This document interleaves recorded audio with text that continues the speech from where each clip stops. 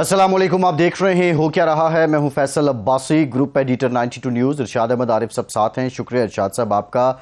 इस वक्त पाकिस्तान में बजट ही मरकज़ निगाह है और बजट को लेकर ही एक तमाशा बना हुआ है। आज पार्लियामान में बजट पर जो बहस है उसका आगाज़ हो गया है। इस मौके पर जो अपोजिशन लीडर हैं उमर अयूब, उन्होंने कहा है कि ये मेंढक बजट है। बजट पर ना सिर्फ अपोजिशन के तहफ़्फ़ुज़ात और एतराज़ है बल्कि हुकूमत की जो इत्तेहादी जमात है पाकिस्तान पीपल्स पार्टी, उसके भी तहफ़्फ़ुज़ात हैं। इसी तनाजुर में आज शहबाज शरीफ की दावत पर पाकिस्तान पीपल्स पार्टी के चेयरमैन बिलावल भुट्टो ज़रदारी उनसे मुलाकात करने जा रहे हैं। इस बात का इम्कान ज़ाहिर किया जा रहा है कि मुस्लिम लीग नून और पीपल्स पार्टी के बीच जो इख्तलाफात हैं वो दूर हो जाएंगे। लेकिन पाकिस्तान पीपल्स पार्टी के जो तहफ़्फ़ुज़ात हैं उन पर एक सवाल ये भी उठता है कि क्या वो वाक़तन जेन्युइन हैं या फिर ऑप्टिक्स के लिए पाकिस्तान पीपल्स पार्टी अपनी पोजीशन को अलहदा कर रही है।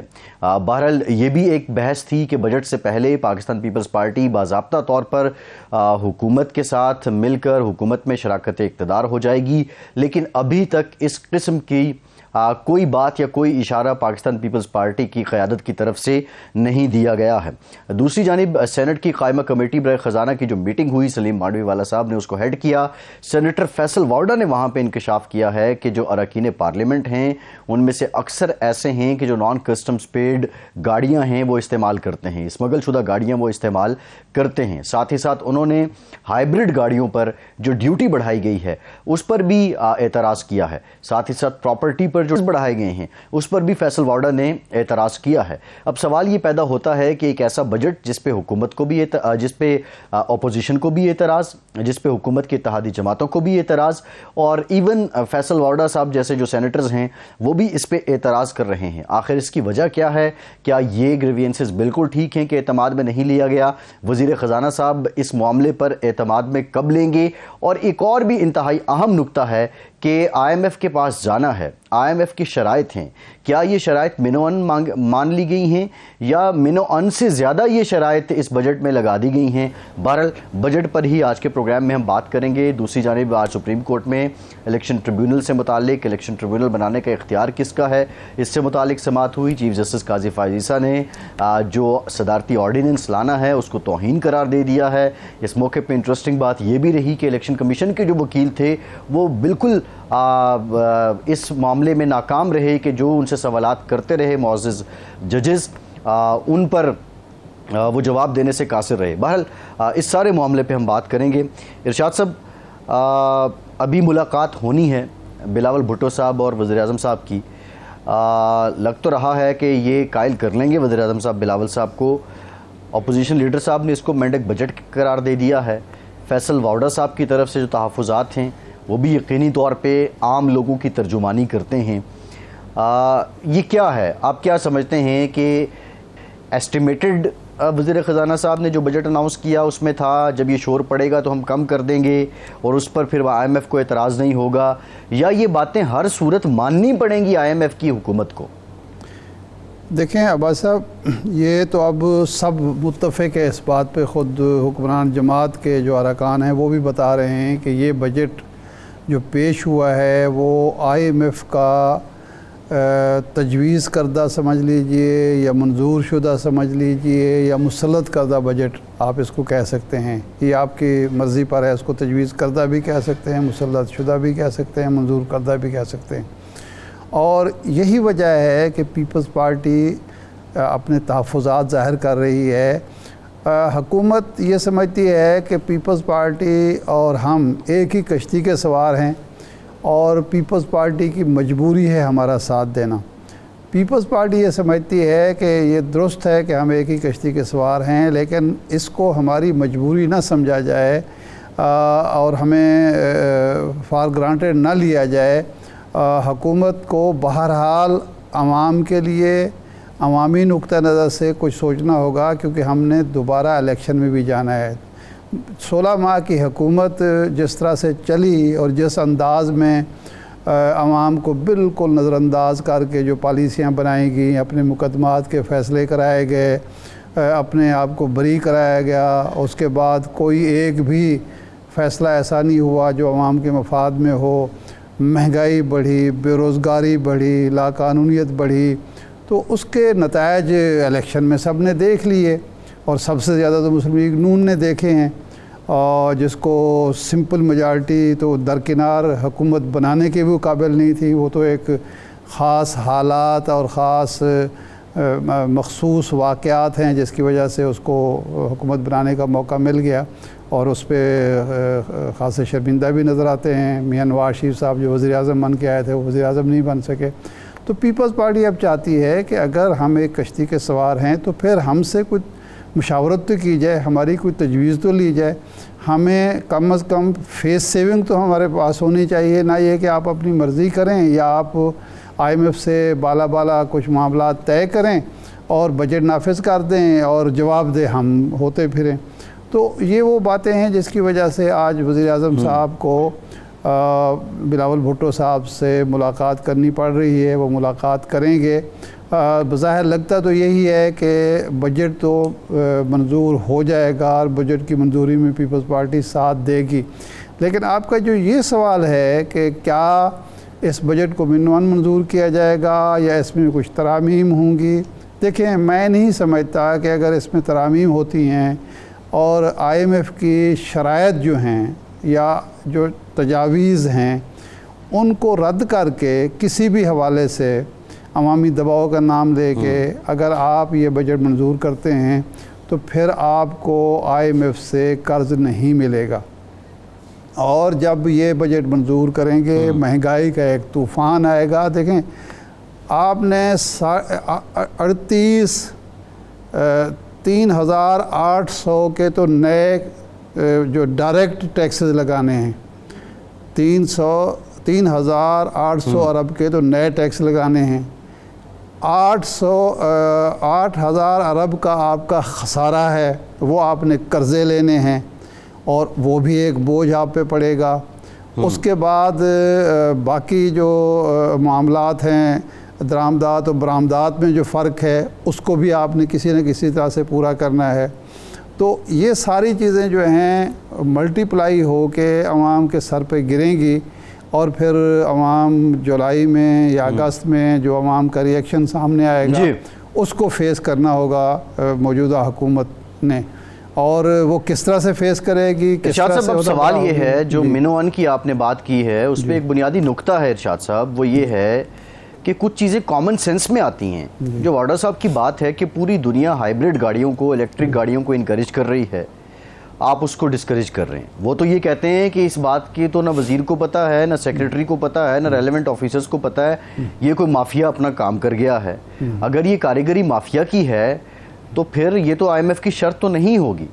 इस तरह की बातें तो निकालनी पड़ेंगी। पाकिस्तान को तो बहुत ज़्यादा जो ये क्लाइमेट चेंज वाले हैं अपने रिजर्वेशन करते रहते हैं, कभी थर्मल प्रोजेक्ट्स पे इजहार करते हैं, कभी दूसरों पे करते हैं। IMF की शर्त ये नहीं है कि आप इलेक्ट्रिक गाड़ियों पर या हाइब्रिड गाड़ियों पर टैक्स लगाएं। अवाम की शर्त, IMF की शर्त ये है कि आप टैक्स वसूल करके बताएं कि आप कर्ज़े वापस कैसे करेंगे, आप फाइनेंशियल डिसिप्लिन कैसे लगाएंगे। ये तो हमारे जो बाबू बैठे हुए हैं, देखें ना, दो रास्ते हैं। एक तो ये है कि वज़ीर आज़म साहब ये ऐलान करते कि जनाब वाला हमारे जो हुकूमती अखराजात है वो बहुत बढ़ गए हैं।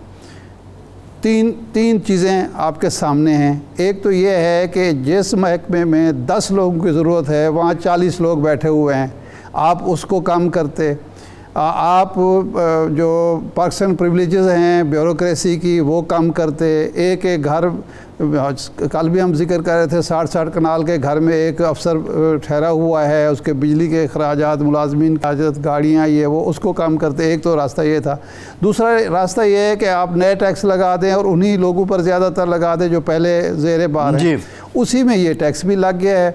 अब उसमें IMF की तो ये शर्त नहीं है, उन्होंने तो एक टोटल दिया होगा कि जितने टैक्स आप वसूल करें। ये एग्जैक्टली तो इनकी अपनी कॉमन सेंस में नहीं आती हैं। ये इनकी वजह क्या है, मंतक क्या है?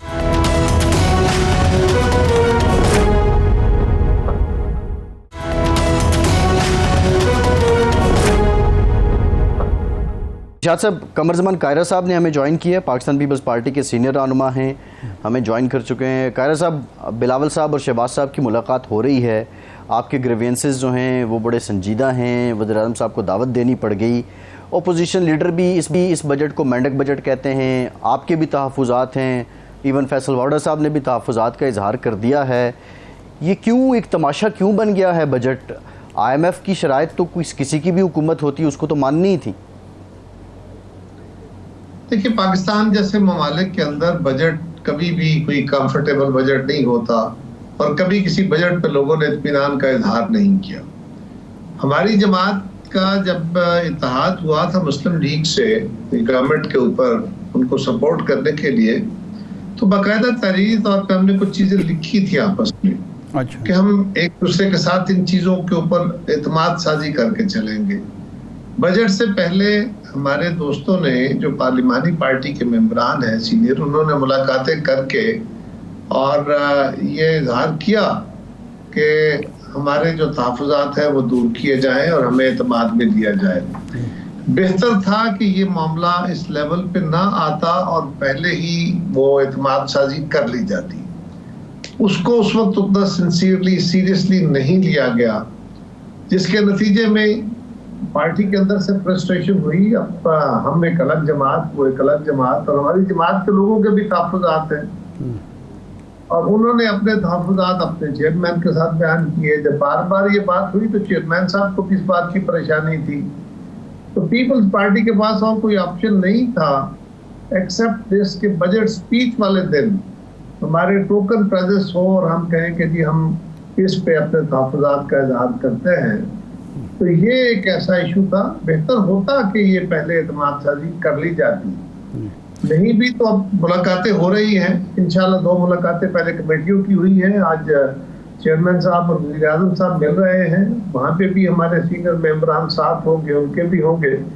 तो मेरा ख्याल है ये मामला सॉर्ट आउट हो जाएगा और इसको एक सबक के तौर पे लेना चाहिए आइंदा के लिए, कि आइंदा भी जब कोई मौका आए तो इससे पहले कि कोई डेडलॉक क्रिएट हो, हमें एक दूसरे का एतमाद विन करना चाहिए। और इस वक्त हमारे जो कुछ साथी जो ज़बान इस्तेमाल कर रहे हैं, वज़ीर आज़म साहब को चाहिए कि वो अपनी जमात को कहें कि वो ऐसे अल्फाज, ऐसी गुफ्तगू से इज्तनाब करें, क्योंकि उसके जवाब में हमारी तरफ से भी हमारे दोस्तों ने जो जवाब देने हैं वो भी तल्ख होंगे। तो तल्खी जो है वो किसी सूरत बेहतरी का सामान नहीं होती। कारी साहब, आपने ख़ुद ये कह दिया, हनीफ अब्बासी साहब ये कहते हैं कि पीपल्स पार्टी हमें ब्लैकमेल कर रही है, और जो बाकी जो मुस्लिम लीगी दोस्तों से हमारी बात होती है वो कहते हैं जी असल में तो सारा मसला है तरक्याती फ़ंड्स का और सिंध के लिए फ़ंड्स का, और साथ ही ये कहते हैं कि जी पैसे हम सिंध को दे देते हैं, वहाँ जो है वो करप्शन गिज़र हो जाते हैं। तो ये तरक्याती फ़ंड्स के अलावा क्या इश्यूज़ हैं जिन पर इख्तलाफ है? निजकारी का इशू है, महसूलात के कोई ख़ास मद्दे हैं जिस पे आप चाहते हैं कि ना टैक्स लगाए जाएं? इरशाद आरिफ साहब, मैंने अर्ज किया ना कि ये बातें अगर वो दोस्त इस तरह ना करें तो ज्यादा मुनासिब रहेगा।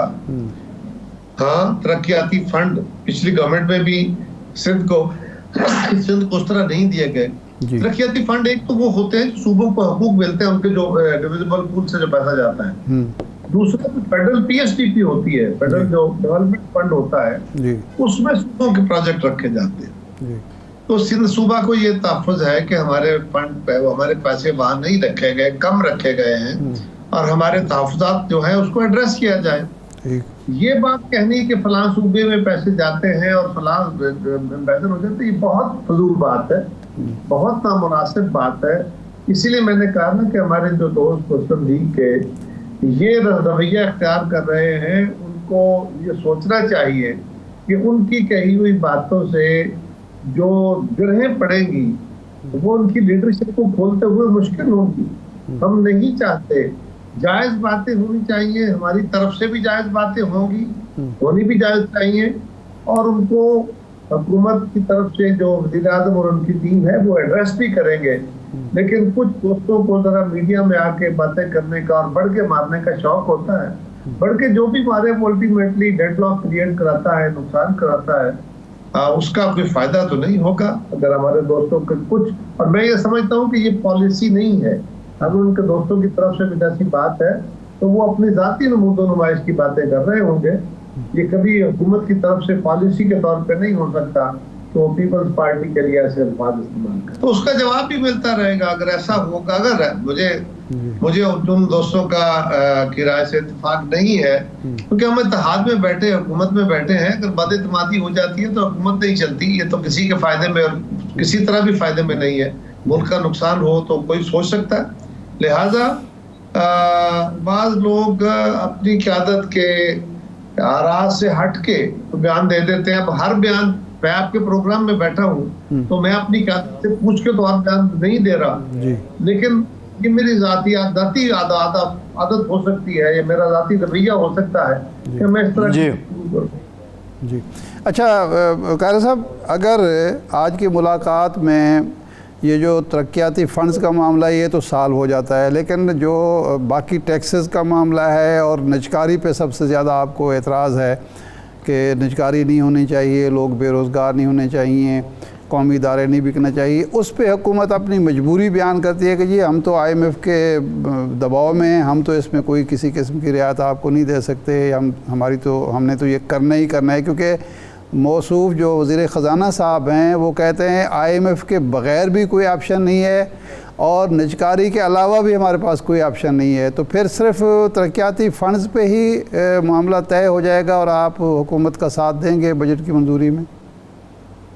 शायद सब तरक्याती फंड्स के अलावा भी बातें होती हैं जो यहाँ भी मुनासिब नहीं है बातें कर सकूं, लेकिन तरक्याती फंड एक बड़ा इशू है। सिंध सूबे के हुकूमत को, यानी मुराद अली शाह साहब को, उनकी हमारी जमात को वहाँ पे अपने सूबे के हकूक लेने का हक, उनको मुतालबा करना चाहिए। रही बात के प्राइवेटाइजेशन, तो कोई जमात भी मेरा ख्याल है लोगों को बेरोजगार तो नहीं करना चाहती। मैं नहीं समझता कि मुस्लिम लीग बेरोजगार करना चाहती है। एक डिफरेंस ऑफ ओपिनियन इतना सारा है कि वो प्राइवेटाइजेशन को, आउटराइट सेल को प्राइवेटाइजेशन कह रहे हैं, और हमारा ख्याल ये है कि इस ऑप्शन को भी देखा जाए कि अगर आप अपने इदारों को पार्शली प्राइवेटाइज कर देते हैं, यानी जो पब्लिक प्राइवेट पार्टनरशिप है जिसमें आप कुछ शेयर दे के और मैनेजमेंट दे देते हैं, वो भी तो प्राइवेटाइजेशन ही की एक किस्म है ना। हम ये तो नहीं कह रहे कि आप बिल्कुल ही ना करें, हम ये कह रहे हैं कि अगर आप अपना फर्ज करें, 50% शेयर ले ऑफ करके किसी को दे देते हैं, मैनेजमेंट देते हैं, 50% गवर्नमेंट का, और वो इदारा रिवाइव करता है, वो PI है, वो स्टील मिल है, कोई और है, तो वो जो रिवाइव करेगा, उस रिवाइवल से गवर्नमेंट ऑफ पाकिस्तान को भी तो फायदा होगा। आज अगर हम लॉस में शेयर दे रहे हैं, वो जो 50% या 70% या 60% शेयर हमारे पास गवर्नमेंट के पास होगा, जब शेयर की कीमत बढ़ जाएगी तो यकीनन वो लॉस कवर हो जाएगी। तो इस ऑप्शन को देखना चाहिए, ये तो गवर्नमेंट भी ये चाहेगी, तो फायदे की बात है ना, हमको जिद में थोड़े बैठे हैं। कारी साहब, ये एक इशू बना कि हुकूमत ने अचानक जो एक कानून मौजूद था कि हाई कोर्ट के जजेस ट्रिब्यूनल में होंगे, इंतखाबी ट्रिब्यूनल जो बनने हैं, एक आर्डिनेंस ला के रिटायर्ड जजों को शामिल कर लिया। वो केस अदालत में चला गया, अब भी अदालत में सुप्रीम कोर्ट में मौजूद है। तो ये क्या अचानक ज़रूरत पड़ी? और आज सुप्रीम कोर्ट के रिमार्क्स ये थे कि आप पार्लियामेंट के मंजूर शुदा कानून को ऑर्डिनेंस के ज़रिए गैर मौसर कर रहे हैं, पार्लियामेंट की तौहीन है। तो इस वक्त इलेक्शन वैसे ही मुतनाज़े हुए हैं, शोर मच रहा है, ये प्राइवेट नए ऑर्डिनेंस के ज़रिए नए ट्रिब्यूनल हुकूमत ख़ुद बना के रिटायर जजों के ज़रिए फ़ैसले कराएगी, तो ये तो तनाज़ा मज़ीद बढ़ेगा। तो आपसे कोई मुशावरत हुई या आप समझते हैं कि ये दुरुस्त फ़ैसला है? शाह साहब, पहली बात तो यह है कि मुझे एग्जैक्टली तो नहीं पता कि इसके पीछे लॉजिक क्या है। मैं क्योंकि पार्लियामेंट का मेंबर नहीं हूं, मुझे पार्लियामेंट के अंदर होने वाली प्रोसीडिंग्स का सारा इल्म नहीं होता। लेकिन जनरली बात यह है कि इस वक्त हमारे हाई कोर्ट और सुप्रीम कोर्ट की पेंडेंसी बहुत है। लोगों के 3-3, 4-4, 6-6 महीने बारियां नहीं आती, केस नहीं लगते, और फिर वकला भी डफर कराते रहते हैं, अदरवाइज भी। तो बहुत लंबी लिस्ट है, बहुत ज्यादा पेंडेंसी है केसेस की। और जो इलेक्शन के प्रोसेसेस होते हैं, इलेक्शन पिटीशंस होती हैं, इसके अंदर भी बड़ा लंबा प्रोसेस होता है। आपने गवाहियां लेनी होती हैं, आपने इलेक्शन कमीशन से रिकॉर्ड तलब करने होते हैं, फोरेंसिक ऑडिट कराने होते हैं, कई तरह के इसमें टेक्निकलिटीज हैं। आपने देखा ना, कई जो ट्रिब्यूनल्स हैं उनके 6-6 साल, 2-2 साल, 3-3 साल, बल्कि कई दफा हुआ कि मेंबर अपनी मुद्दत पूरी कर गया, बाद में पता चला कि वो क्वालिफाई नहीं करता था। लिहाजा वो जज साहिबान अगर वो काम करेंगे तो यकीनन उनका जो रूटीन का काम है वो हरज होगा। कारी साहब बहुत शुक्रिया आपके वक्त का, आप हमारे साथ मौजूद थे। एक ब्रेक के बाद वापस आते हैं।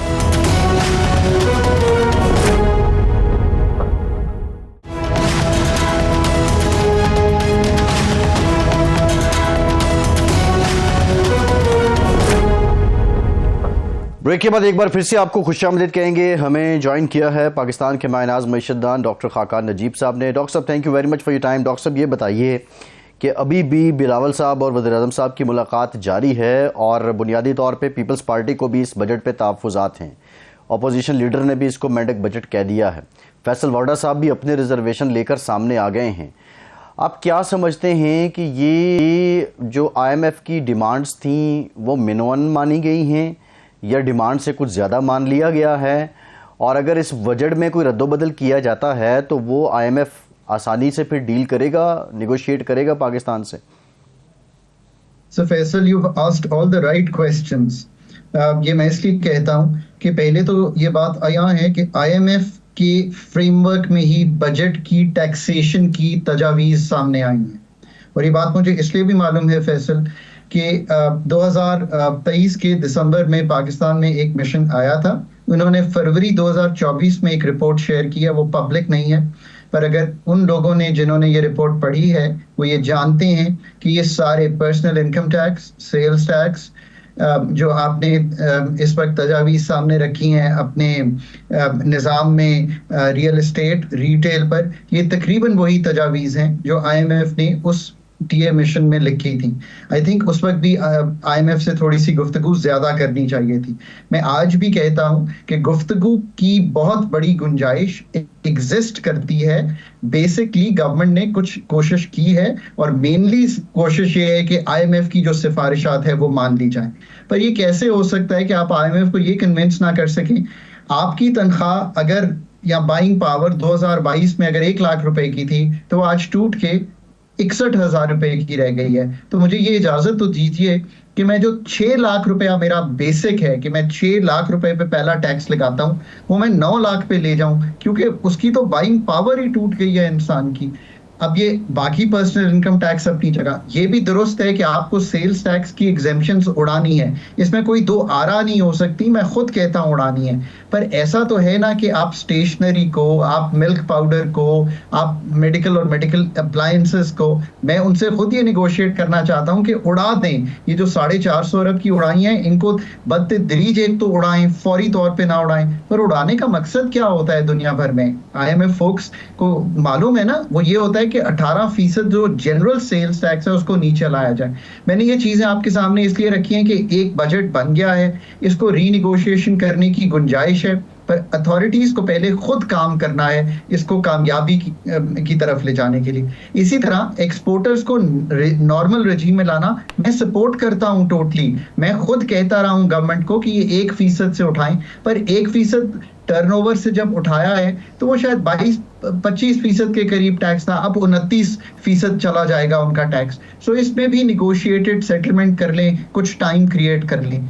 दूसरी साइड जो IMF folks have totally ignored, अगर IMF की बात की जाए तो वो ये कि एक्सपेंडिचर साइड तो देखी ही नहीं, और हुकूमत का स्टांस ये है कि हम इंतजार करेंगे कमेटी की रिपोर्ट का and then we will start moving on the expenditure side. पर 1363 की सब्सिडी, 1040 की पेंशन, 9775 की डेट और मार्कअप सर्विसेज, ये सब कुछ जो है मुश्किल क्रिएट कर रही हैं पाकिस्तान के लिए। इसी तरह PSDP का इतना बढ़ना, सो थोड़ा सा इनको रद्दो बदल कर लीजिए, रूम क्रिएट कर लें जगहों पे। PSDP 1400 अरब करना शायद इस वक्त मौजू इसलिए नहीं है कि 19% नए प्रोजेक्ट लाने की शायद गुंजाइश नहीं है, अगर हम नहीं भी लाएंगे तो कोई हरज नहीं है। So we have to now trade carefully, we have to move carefully and do these things, but do them in a way कि थोड़ा सा लोगों पे अगर 75 अरब का बोझ पर्सनल इनकम टैक्स का है उसको आसान बनाइए।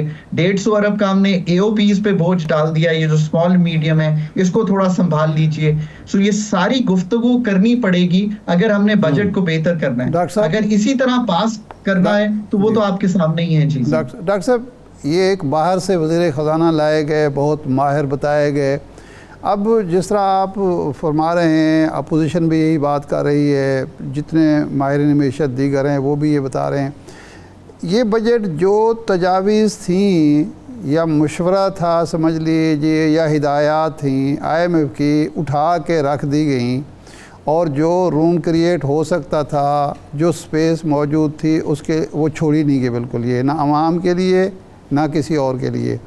तो उसके लिए तो कोई भी IFBR का या वजारत ख़जाना का कोई भी मुंशी ये काम कर सकता था। इतना महंगा वज़ीर ख़जाना लाने की ज़रूरत क्या पड़ गई, और उनका इसमें कमाल क्या नज़र आता है?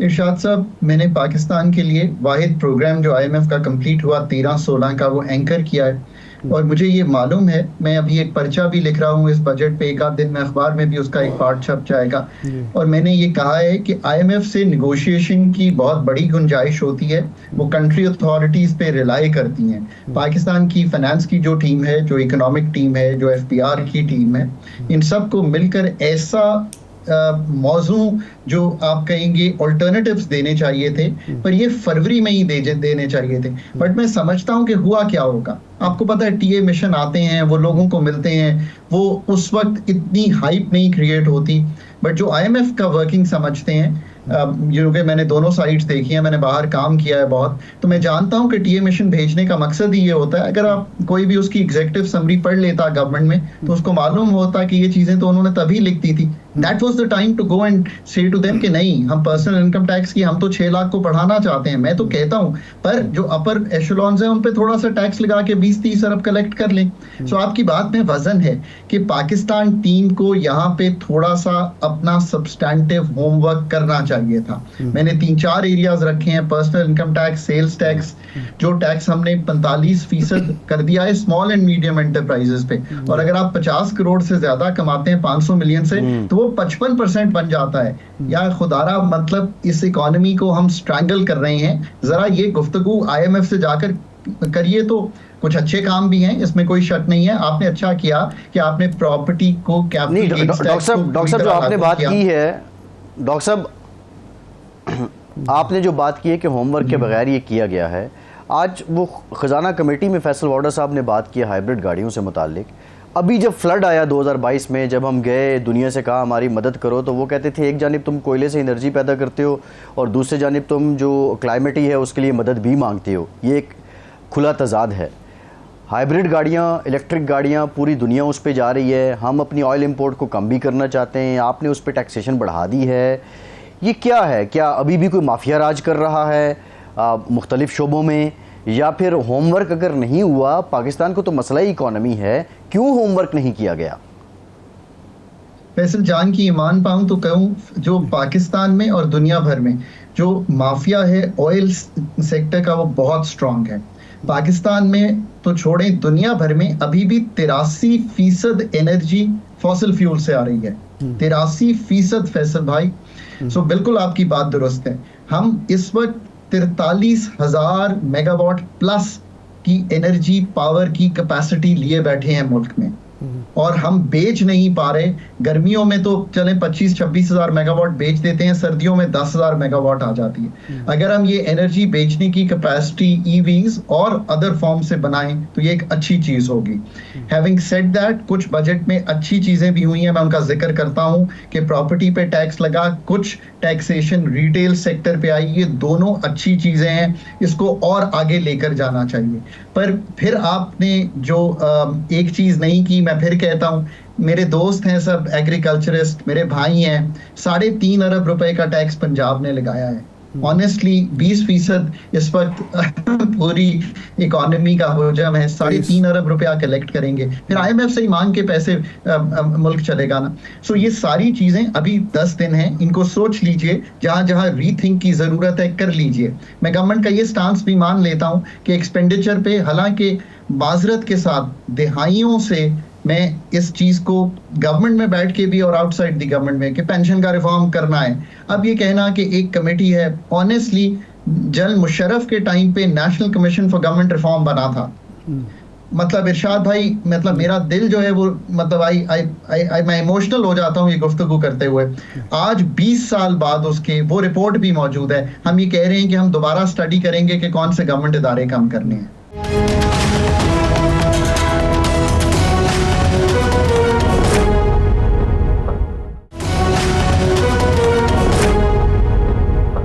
डॉक्टर साहब, ये तो मुशर्रफ साहब ने जब बना था वो सारा कुछ सामने भी आया, अमल दरामद तो वो भी नहीं करा सके।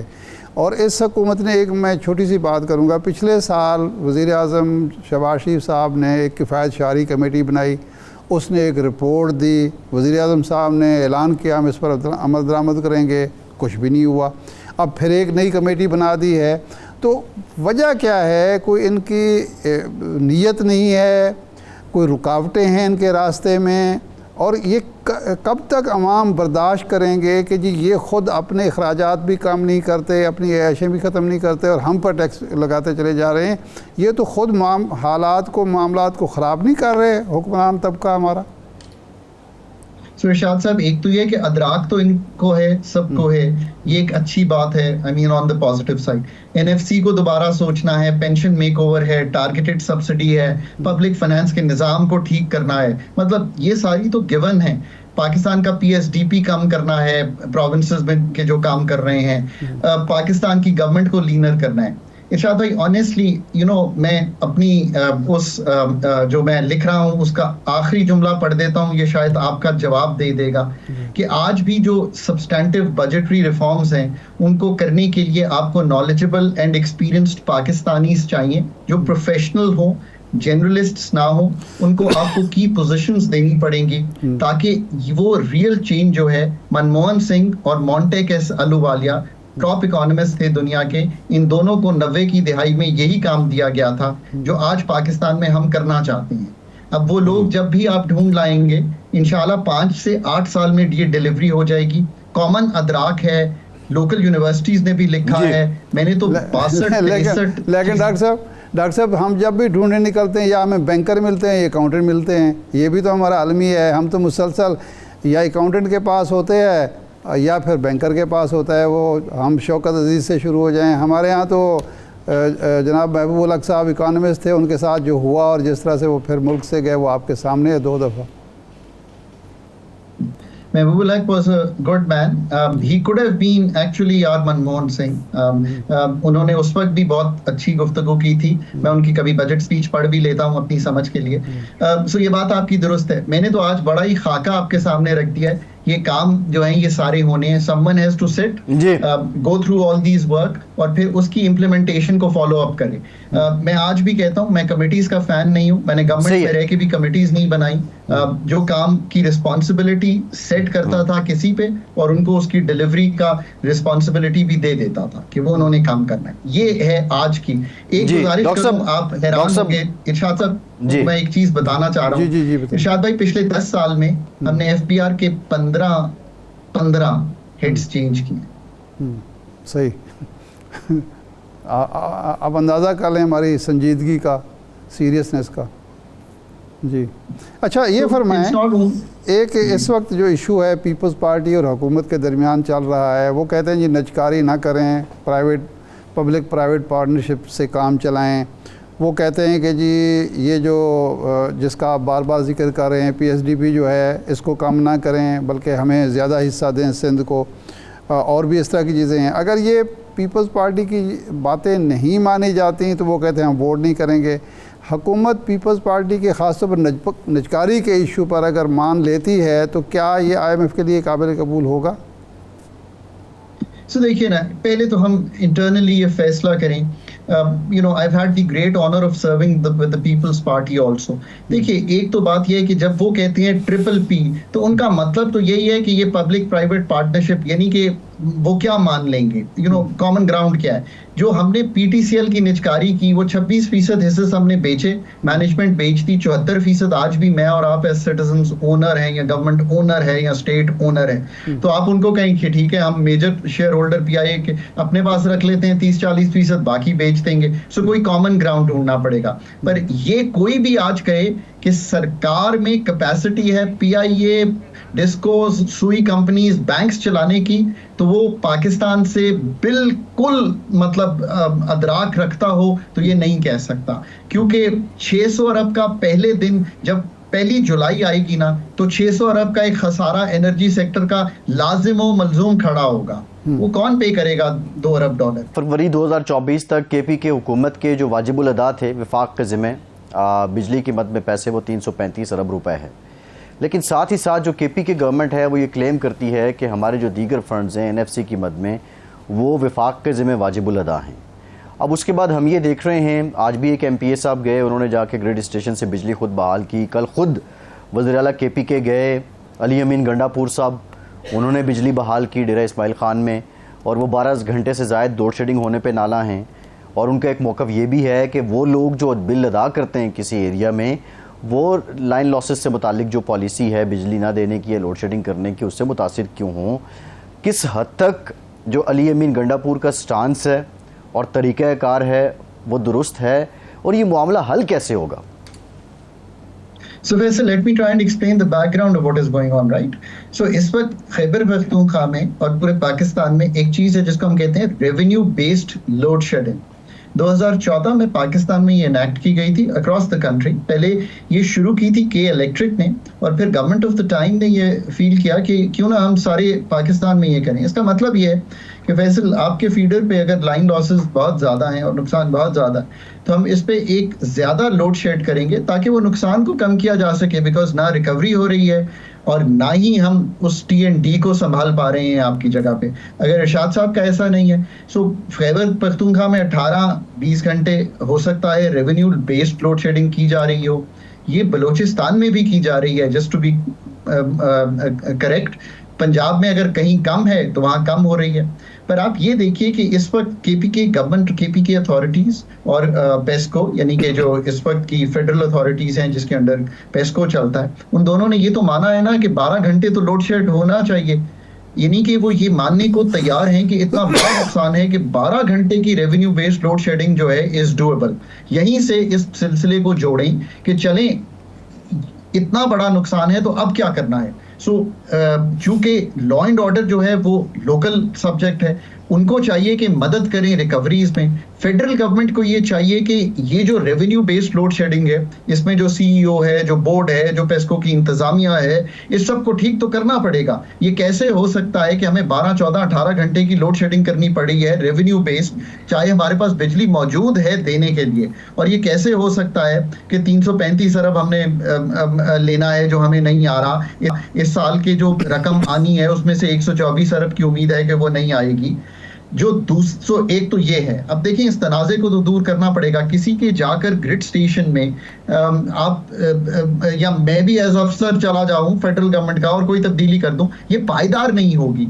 पायदार तब्दीली तो वो है जो मैंने आपको सामने रखी है। दोनों को इकट्ठे बैठना चाहिए, पावर डिवीजन के लोगों को भी, अथॉरिटीज केपी को भी, और एक एग्जीक्यूटिव लेवल पे इस मसले को फॉर द टाइम बीइंग ऐसे हल करना चाहिए 12, 13, 14 घंटे की जो रेवेन्यू बेस्ड है, और फिर उसकी कलेक्शंस का जरिया निकालना पड़ेगा। अगर फेडरल गवर्नमेंट की तरफ जो नेट हाइडल प्रॉफिट है, ये एक दूसरा, मैं इसको भी एक्सप्लेन कर दूं। देखिए, let me explain this because मैं चीजों को समझता हूं बहुत, मैं पावर सेक्टर को समझता हूं पाकिस्तान। एजीएन काजी का एक फॉर्मूला है, प्रोविंसेस उस पे मांगती हैं नेट हाइडल प्रॉफिट। ये नेट हाइडल प्रॉफिट कभी तय ही नहीं हो पाया जो वापडा के बिल में नेपरा ने अलाउ किया हुआ है। So let me be very very clear, जो वापडा के बिल में नेपरा ने अलाउ किया हुआ है वो उससे कदरे कम है। सो इसको भी सॉर्ट आउट करना पड़ेगा। ये बड़े अरसे से चल रहा है कि इसको कैसे करना है, क्योंकि प्रोविंसेस बहुत बड़ी रकम निकालती हैं। जो फेडरल गवर्नमेंट की फाइनेंस डिवीजन है वो कहती है कि नहीं, इतना तो बनता ही नहीं है फॉर्मूले के मुताबिक है। ये है पाकिस्तान का अलमिया इरशाद भाई, कि हम मसाइल को ओपन छोड़ देते हैं। सो इन मसाइल को हल करना पड़ेगा। मेरा नहीं ख्याल कि एनएचपी इतना बड़ा है, और मेरा नहीं ख्याल कि बगैर हल किए फाइनेंस डिवीजन इसकी इस तरह पेमेंट कर सकता है। बट फाइनेंस डिवीजन को, एनर्जी सेक्टर को, अथॉरिटीज को, इसको भी हल करना पड़ेगा। अब ये दोनों सीरियस मसले जो डॉक्टर साहब जो इशू है वो ये है कि जिस डिवीज़न में या जिस इलाके में नई वसूली हो रही, वो वापडा की या वो जो है डिस्को है उसकी नाअहली की वजह से, क्योंकि उसी केपीके में बाज़ ऐसे भी हैं जो जहाँ पूरी वसूली या 90%, 95% वसूली हो रही है, तो उसकी सज़ा सार्फिन क्यों बर्दाश्त करें? सो दुरुस्त है आपकी बात। DI खान डॉक्टर साहब ब्रीफ कमेंट, टाइम बिल्कुल खत्म हो गया। तो देखिए ऑब्वियसली इन दी एंड तो इन अदारों को आपको तय करना पड़ेगा कि ये गवर्नमेंट की तहवील में नहीं चल सकते फैसल। इनको भी आपको निजकारी की तरफ या प्राइवेट सेक्टर या एटलीस्ट रिटेल जो कलेक्शन है उसको तो अपने पास से निकालिए, वरना तो कभी आप कलेक्ट कर नहीं पाएंगे। अगेन मुझे अब ये फिगर चूंकि मुसद्दिका नहीं है, मैंने ये सुना है कि हमने CEOs भी बहुत तब्दील किए हैं पेस्को के। सो इन दी एंड तो ये आपकी इकोनॉमिक गवर्नेंस या एनर्जी गवर्नेंस से ही ताल्लुक है। इरशाद साहब आपने बिल्कुल ठीक तरफ इशारा किया है। जी ठीक ठीक। डॉक्टर साहब प्रोग्राम का टाइम खत्म हो गया, बहुत शुक्रिया का। इरशाद साहब आपका शुक्रिया। आज के प्रोग्राम से इतना ही, इजाज़त दीजिए।